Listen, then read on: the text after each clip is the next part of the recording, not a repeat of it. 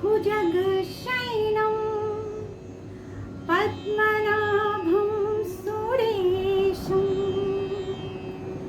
विश्वधारं गगनसदृशं मेघवर्णं शुभांगं लक्ष्मीकान्तं कमलनयनं योगिभिर्ध्यानगम्यं वन्दे विष्णु भवभयहरं सर्वलोकैकनाथम्। ओम नमो भगवते वासुदेवाय। नमस्कार, मैं स्नेह प्रेम स्वागत करती हूँ आप सबका आपके अपने चैनल समृद्धि ब्लॉग्स में। मित्रों,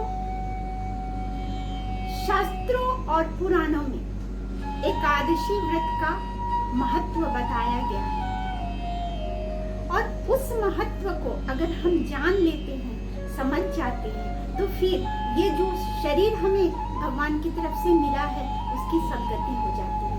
तो आज के वीडियो में आश्विन मास के शुक्ल पक्ष में पड़ने वाली एकादशी के बारे में आपसे चर्चा करूंगी। क्या कहते हैं इस शुक्ल पक्ष की एकादशी को, कब किया जाएगा आश्विन मास के शुक्ल पक्ष की एकादशी के व्रत को, और इसका पारण का समय क्या होगा, क्या है महत्व इस व्रत का, और साथ ही बताऊंगी इसकी कथा।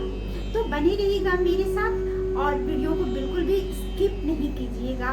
और वीडियो पसंद आती है, आप जो जानकारी मैं दे रही हूँ आपको वो आपको अच्छा लगता है, ज्ञानवर्धक लगता है, तो आप वीडियो को लाइक करके शेयर कीजिएगा और साथ ही कमेंट में श्री हरि लिख दीजिएगा। एक पल लगता है श्री हरि लिखने में और जो इसका फल मिलता है इस नाम का वो सभी जानते हैं कि अमोघ फल होता है। तो चलिए हम बातें शुरू करते, चर्चा शुरू करते हैं इस आश्विन मास के शुक्ल पक्ष की एकादशी को। साथियों, ये आश्विन मास में शुक्ल पक्ष में जो एकादशी का व्रत किया जाता है उसे पापंकुशा एकादशी कहते हैं। पापंकुशा यानी कि इसके नाम से ही विदित होता है कि जो पाप पे अंकुश लगाता है वही एकादशी है। ये आश्विन मास के शुक्ल पक्ष की इस एकादशी का महत्व इतना अधिक बताया गया है कि स्वयं वासुदेव ने इसके महत्व को बताते हुए कहा है कि जो भी इस व्रत को धारण करता है, जो भी इस व्रत को करता है, जो भी धारक होता है, उसका मातृपक्ष से 10 पीढ़ी, पितृपक्ष से 10 पीढ़ी, स्त्री पक्ष से 10 पीढ़ी और पुरुष पक्ष से 10 पीढ़ी सदगति को प्राप्त होता है, उनकी मोक्ष होती है। तो इतना महत्व बताया गया है, अमोघ फल है इस पापंकुशा एकादशी के व्रत को रखने से। अब बताती हूँ मैं आपको कि ये व्रत जो है किस दिन रखा जाएगा। दोस्तों, इस बार 2024 में कुछ तिथियों का ऐसा हेर फेर हुआ है कि कई व्रत जो हैं वो 2 दिन रखे जा रहे हैं, मतलब तिथियां जो है एक दूसरे के साथ मिश्रित हो जा रही हैं। तो इसमें लोगों को कंफ्यूजन बना हुआ है कि व्रत रखें तो किस दिन रखें।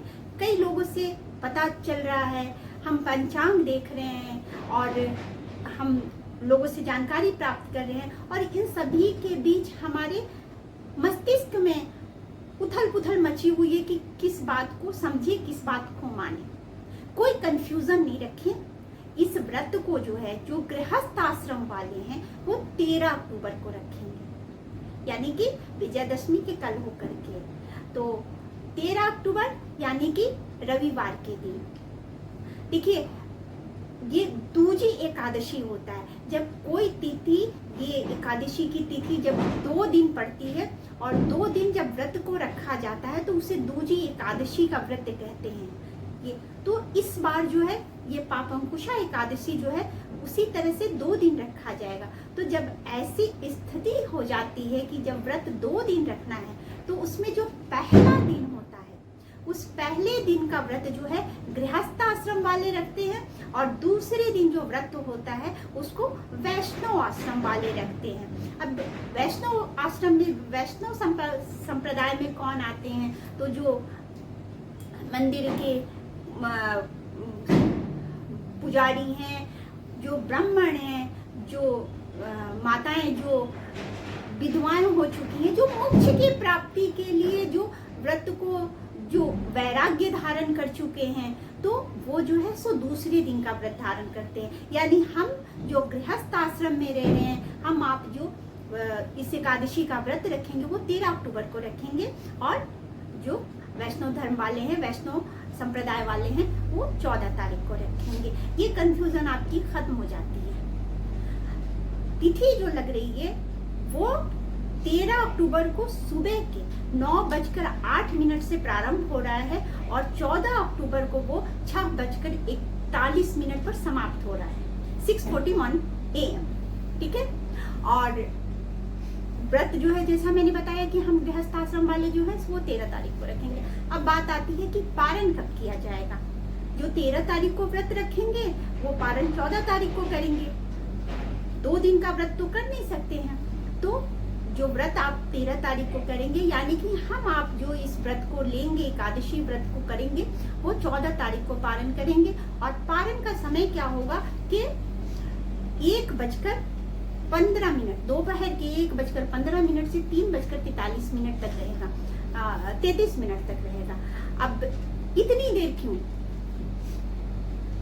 जब एकादशी का व्रत, जब एकादशी तिथि समाप्त हो जा रही है, तो फिर इतनी देर क्यों, ये बात मन में आती है, सवाल उठता है।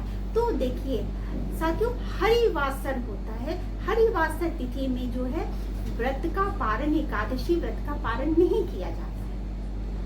अब मैं आपको संक्षेप में ये बताना चाहूंगी कि हरिवासर क्या होता है। तो देखिए, हर तिथि जो होती है उसकी पूर्ण अवधि होती है। आप मान लीजिए 100 घंटे हैं। अब 100 घंटे हैं तो 100 घंटे का 1/4 समय कितना हो जाएगा? 25 घंटे। तो उसी तरह जो ये अवधि होती है किसी तिथि की, ये पूर्ण अवधि होती है, और उसमें से जो 1/4, पहला जो 1/4 भाग होता है वो हरिवासर कहलाता है, वो हरि का समय होता है। तो इस हरिवासर के समय में एकादशी व्रत का पारण नहीं किया जाता है, इसलिए जो पारण का समय बताया गया है वैदिक पंचांग के अनुसार वो 1:15 से 3:33 पर, यानी कि 6 घंटे हमारे जो है द्वादशी तिथि लगने के बाद से हम पारण कर सकते हैं। तो ये बात आपकी जो ये कंफ्यूजन थी मन में, वो समाप्त होती है। अब हम जानते हैं कि इस व्रत का महत्व क्या है, पापंकुशा व्रत का क्या महत्व है। तो एकादशी जो होता है, ये वर्ष में 24 एकादशी पढ़ते हैं, और अगर अधिमास लगता है तो 26 एकादशी पढ़ते हैं। एकादशी व्रत के महत्व को आप इतना समझ लीजिए कि इसका वर्णन जो मिलता है हमें, वो पद्म पुराण में मिलता है, विष्णु पुराण में मिलता है, अग्नि पुराण में मिलता है, भगवत पुराण में मिलता है ना, ब्रह्म वैवर्त पुराण में मिलता है। तो इन पुराणों में एकादशी व्रत के महत्व को बताया गया है, ऋषि मुनियों ने बताया, और स्वयं वासुदेव ने बताया है। स्वयं वासुदेव ने धर्मराज युधिष्ठिर को हर एकादशी के बारे में बताया है, और यहाँ भी यही चर्चा, यही प्रसंग आती है कि जब धर्मराज युधिष्ठिर भगवान श्री कृष्ण से पूछते हैं कि वासुदेव, आपने सभी एकादशियों के बारे में बताया, अभी आपने बताया आश्विन मास के कृष्ण पक्ष की एकादशी के बारे में, इंदिरा एकादशी के बारे में, जो पितृ पक्ष में रखा गया था, अब मुझे इस शुक्ल पक्ष में पड़ने वाले एकादशी के बारे में बताइए। तो वासुदेव कहते हैं कि राजन, ये जो एकादशी का व्रत है जो आश्विन मास के शुक्ल पक्ष में रखा जाता है, उसे पापंकुशा एकादशी कहते हैं, जो सभी पापों पर अंकुश लगाता है, जो चाहे अनचाहे, जो जाने अनजाने जो पाप हो जाते हैं जीवन में, उन सभी पापों का नाश करता है और मोक्ष की प्राप्ति देता है। इस व्रत को करने से अमोघ फल प्राप्त होता है। जो 1000 वर्ष तक जो तपस्या करते हैं वो फल प्राप्त होता है। जो 100 अश्वमेध यज्ञ करते हैं उसका फल प्राप्त होता है। और इस व्रत का जो महत्व है, उस व्रत के महत्व से कई पीढ़ियां जो हैं वो मोक्ष को प्राप्त करती हैं। भगवान वासुदेव बताते हैं धर्मराज युधिष्ठिर को कि इस व्रत को जो धारण करता है उसके लिए एक बात आवश्यक है जानना कि अगर आपने एकादशी का व्रत धारण किया और अगर आप शैव संप्रदाय से हैं, यानी कि आपके इष्ट देव शिव हैं और आप विष्णु की निंदा करते हैं, या आपके इष्ट देव विष्णु हैं और आप शिव की निंदा करते हैं, तो आपको इस व्रत का फल नहीं मिलता है और साथ ही आपको पाप का भागी बनना पड़ता है। तो इसलिए इस बात को हमेशा मन में रखना है कि जब हम व्रत धारण करते हैं या व्रत धारण नहीं भी करते हैं, कभी भी जो भी आपके इष्ट देव हैं, तो वो इष्ट देव तो हैं ही, लेकिन साथ में जितने भी भगवान हैं वो सभी हमारे उतने ही इष्ट हैं जितने आप अपने इष्ट देव को मानते हैं। तो ये स्मरण रखिएगा, स्वयं वासुदेव ने इसे धर्मराज युधिष्ठिर को बताया है। तो इस व्रत के महत्व को समझिए कि अगर इस व्रत को हम करते हैं, इस व्रत को धारण करते हैं, जो भी धारक हैं इस व्रत को करते हैं, तो उनकी पीढ़ियां तो मोक्ष को प्राप्त होती ही है। धन्य धान्य जो भी है, सुख समृद्धि सभी घर में उसका आगमन होता है, सभी पापों से मुक्ति मिलती है। अब बात करते हैं हम कि पूजा किसकी होती है इस पापंकुश एकादशी में। साथियों, इस एकादशी की बात तो कर ही रहे हैं, मैं आपको बता दूं कि जितने भी एकादशी के व्रत होते हैं उनमें भगवान विष्णु की ही पूजा होती है। भगवान विष्णु के ही अलग अलग जो रूप हैं, अलग अलग जो नाम हैं, उनकी ही पूजा की जाती है। तो इसमें भी भगवान विष्णु की ही पूजा होगी, लेकिन उनके पद्मनाभ की जो रूप है उसकी पूजा करते हैं। पूजा करने के लिए आपको करना क्या है कि भगवान विष्णु की पूजा के लिए किसी भी देवता की आप पूजा करते हैं, बहुत चीजों की आवश्यकता नहीं है। जो सामर्थ्य है उसी में कहते हैं, जैसे अपने हर वीडियो में आपको बताया है कि यथाशक्ति तथा भक्ति। तो जितनी आपकी शक्ति है, जितना आपका सामर्थ्य है, चाहे वो अर्थ का हो, चाहे वो शरीर का हो, जो भी हो, धन्य धान्य जो भी आपके पास जितना भी है उसके अनुसार ही करते हैं। बस आपको जरूरत क्या है कि भगवान विष्णु की एक फोटो होनी चाहिए। अगर भगवान विष्णु की फोटो है तो माँ लक्ष्मी भी साथ रहेंगी। और एक पीला कपड़ा लीजिए, बहुत बड़े कपड़े की जरूरत नहीं है, बस उनको आसन दे सकें। तुलसी दल होना चाहिए और नैवेद्य होना चाहिए। धूप दीप चंदन ये सब तो होता ही है, रोज की पूजे में तो होता ही है। तो भगवान श्री हरि को चंदन लगाना है जो उन्हें बहुत प्रिय है। और तुलसी, माँ तुलसी के बिना भगवान श्री हरि की पूजा नहीं होती है, ये सभी को पता है।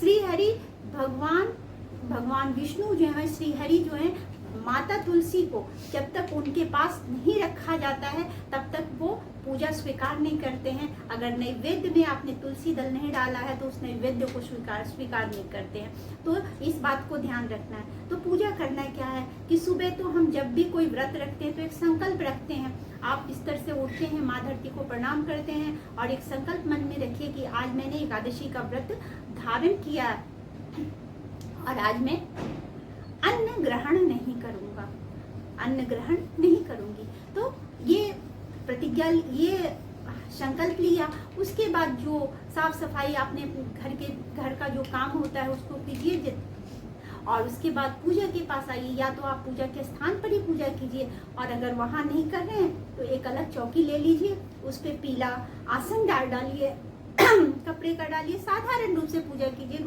जो हर महीने की एकादशी का जो हम व्रत करते हैं उसके लिए बहुत बृहद करने की जरूरत नहीं होती है। साधारण रूप से कीजिए कि पूजा आपकी हो जाए, क्योंकि अभी के समय में इतना टाइम होता ही नहीं है। बच्चों को स्कूल जाना है, पति को ऑफिस जाना है, या जो स्वयं पुरुष हैं, जो भाई बंधु हैं, उन्हें भी ऑफिस जाना होता है, अनेक कार्य होते हैं। तो ऐसे में ज्यादा समय नहीं है, तो बस ज्यादा कुछ मत कीजिए। एक पीला वस्त्र दीजिए, आसन दे करके भगवान विष्णु को स्थापित कीजिए। चंदन से, पुष्प से उनकी पूजा कीजिए, तिलक लगाइए, नैवेद्य दीजिए, अगर हो सके तो पीला नैवेद्य दीजिए, नहीं तो कदली फल यानी कि केले का फल जो होता है, केला जो है हर भगवान को चढ़ाया जाता है, तो वो सभी प्रभु भगवान को प्रिय है, तो उनका जो है सो नैवेद्य दीजिए, धूप दीप से उनकी आरती कीजिए, पूजा कीजिए और बस उनका ध्यान रखिए। ओम नमो भगवते वासुदेवाय का जाप करना है आपको, जितनी बार कर सके, 11 बार कर सके, 21 बार कर सके, अगर आपके पास वक्त है तो 108 बार कीजिए और इस तरह से उनकी पूजा संपन्न होती है। आपकी कोई मनोकामना है तो मनोकामना को कहिए, और नहीं तो नहीं भी कहते हैं तब भी वो सारी बातें जानते हैं। तो बड़े साधारण ढंग से उनकी पूजा करनी है एकादशी के व्रत की। अब जान लेते हैं हम कि इसकी कथा क्या है। देखिए साथियों, कोई भी व्रत अगर किया जाता है तो व्रत में कथा का महत्व बहुत ज्यादा है। बिना कथा का व्रत पूरा नहीं होता है। तो कथा सुनिए या पढ़िए, ये आपके लिए आवश्यक होता है। तो कथा का महत्व उतना ही है जितना कि आपके व्रत करने का महत्व है। अगर कई बार होता है कि हम व्रत धारण नहीं करते हैं और कथा का श्रवण कर लेते हैं तो हमें वही फल प्राप्त होता है। तो कथा कुछ इस प्रकार है कि विंध्य पर्वत पर एक क्रोधन नाम का बहेलिया रहता था। बहुत ही क्रूर बहेलिया था, इतना क्रूर कि उसे किसी पर दया ही नहीं आती थी और वो क्रूरता से पक्षियों का जो है शिकार करता था। हमेशा मद्यपान में डूबा रहता, जुआ, शराब और स्त्रीगामी, हर तरह का जितनी भी बुरी लतें होती है वो सारी लतें उस क्रोधन में थी। अब समय व्यतीत हुआ, एक दिन उसके पास यमदूत आए और यमदूतों ने कहा क्रोधन से कि तुम्हारा समय पूर्ण हो चुका है और तुम्हें अब यमलोक जाना पड़ेगा। ये सुनकर क्रोधन की स्थिति खराब हो गई, वो डर से कांपने लगा। उसके मन में भय समा गया कि अगर ये यमदूत मुझे लेकर के यमलोक जाएंगे तो यमलोक में कितनी यातनाएं सहनी पड़ेगी। ये सोच करके ही उसके पहले ही से प्राण निकलने लगे। यमदूतों ने कहा कि कल आकर के, अगले दिन आकर के हम तुम्हारे प्राण को ले जाएंगे। यमदूत क्या कहकर चले गए। अब बहेलियों को नींद नहीं आ रही थी, उसकी हालत बहुत ही ज्यादा खराब हो रही थी। तब वह महर्षि अंगिरा के पास पहुंचा और महर्षि अंगिरा से उसने कहा कि प्रभु ऐसी ऐसी बात है, मैंने पूरे अपने जन्म से लेकर अभी तक सिर्फ पाप कर्म ही किए हैं, कोई भी ऐसा कार्य नहीं किया है कि मुझे नरक ना भोगना पड़े, मुझे नरक ही मिलेगा। तो यमदूत आने वाले हैं और मुझे ले जाएंगे, तो मुझे कोई ऐसी बात बताएं, कोई ऐसा उपाय बताएं कि मैं इस पाप से मुक्त हो जाऊं। महर्षि अंगिरा ने कहा कि तुम पापंकुशा एकादशी करो। उस दिन पापंकुशा एकादशी थी और उस बहेलिये ने एकादशी का व्रत धारण किया। उसने एकादशी का व्रत किया, पूरी विधि विधान से किया, मन से किया, प्रभु का नाम लेते हुए किया, भगवान विष्णु के श्री हरि के नाम को लिया और उसकी सदगति हुई। और अगले दिन जो है मृत्यु तो हुई उसकी, लेकिन उसे लेने के लिए स्वयं प्रभु का विमान आया। जब यमदूतों ने देखा उसे कि वो तो प्रभु के विमान से जा रहा है, तो यमदूत लौट गए। तो ये महत्व है इस एकादशी के व्रत का। इस एकादशी के व्रत में अगर आप भगवान विष्णु के किसी भी रूप का नाम लेते हैं तो आपकी मनोकामना तो पूर्ण होती ही, आप मोक्ष को प्राप्त हो जाते हैं। और जीवन का सबसे जो पहली कामना होती है कि जो अंत समय हो वो सही से हो, मोक्ष की प्राप्ति हो। ये पूरी जीवन जीने के बाद जब हम इस दुनिया को छोड़ करके, इस दुनिया को विदा करके जाएं तो प्रभु श्री हरि के चरणों में जाएं, ना कि हम लोग की यातना सहनी पड़े। तो ये महत्व है पापंकुशा एकादशी की। तो जो भी इस व्रत को धारण करते हैं उन सबको इस एकादशी व्रत की शुभकामनाएं। प्रभु भगवान विष्णु की, श्री हरि की कृपा आप सब पे बनी रहे। और इस चर्चा के साथ ही आज की जो चर्चा है उसे विश्राम देती हूँ और मिलती हूँ फिर अगली चर्चा में। बहुत जल्दी ही कार्तिक मास प्रारंभ होने वाला है और कार्तिक मास की जो महिमा है उसकी बातें तो निराली है। भगवान श्री हरि का ही, भगवान विष्णु का ही वो महीना होता है। चतुर्मास के बाद जब प्रभु जगेंगे तो कार्तिक मास में जब भगवान शयन से उठेंगे, तो इन सारी बातों पे चर्चा होती रहेगी आगे के वीडियोस में। तो बने रहिएगा मेरे साथ, अपना स्नेह और सहयोग देते रहिएगा। और चलिए आज के लिए विदा कर दीजिए। सुखी रहिए, संपन्न रहिए, प्रभु की कृपा आप पे बनी रहे।